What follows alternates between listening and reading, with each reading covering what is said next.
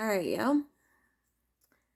Since having to deal with the grief of my best friend that died 10 years ago,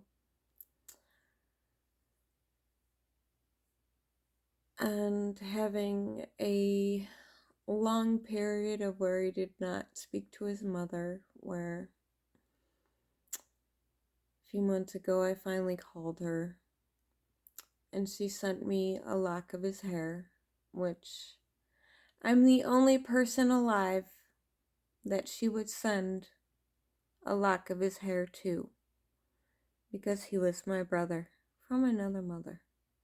We were Gemini twins. His birthday was the day after mine. We celebrated together every year. I'm the only person in the world that she would share that with, and I'm eternally grateful. So I want to do a reading on how to deal with grief, because 10 years later, I'm still dealing with that grief, because that was my brother. So let's get to the reading. Alright, like always, we got the wisdom of the house and night, and then we have the healing with the angels. So we have conclusions with romance. Now, if you see with this conclusions card, you have chapter 1 and then the end. When dealing with grief,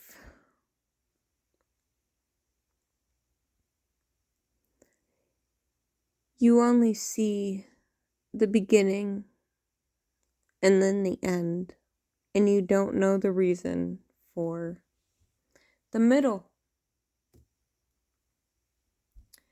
There's a whole book written of that person's life, and you don't understand why that life had to end.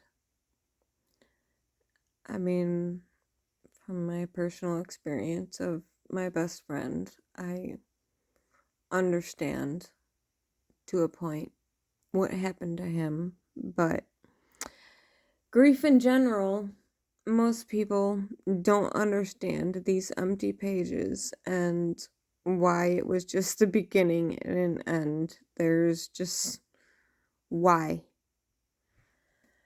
And then we have romance, which in my personal case, it wasn't romantic. He was gay. But with what I see with this is what I felt with him. A bond that was masculine and feminine, and we were completely fucking connected. That he was my fucking brother. So it doesn't have to be romantic.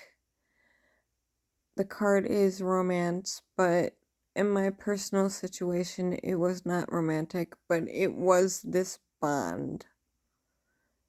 It was being tied together. And with this conclusion, you are still bound to this person. Like, I still dream of him. He came to me the night he died. I didn't understand what it meant until a mutual friend sent me a text saying, "Did you know he died?" And I was like, "What?" But I knew. Because he came to me that night in my dreams. So when you view it from a spiritual perspective, energy never dies. The soul is never gone. In this life, there may be a beginning and an end, but in the bigger picture, there is no end to the soul. You are always connected to those that you are bound to. And he was one person that I will forever be bound to. I loved him like family. and he will always be with me. So there is no conclusion to his story because he's always with me. I still dream of him. And then we have cycles with divine guidance, which continues what I was just saying. You have all the cycles of the moon, and you have divine guidance, spiritual guidance through the stars, through the cosmos, cycles in the cosmos. You are always connected to those that you have lost. They may not be in the physical form. You see, this being is not physical. They are spiritual.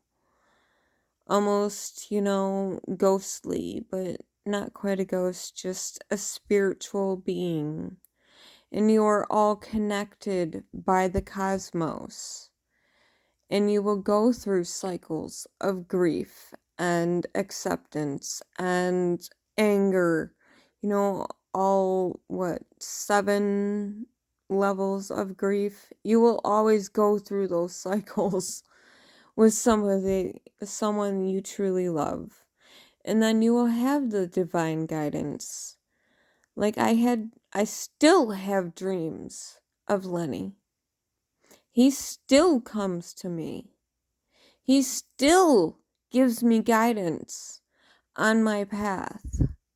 Whether I understand it in my dreams or not, he is still there. Energy never dies.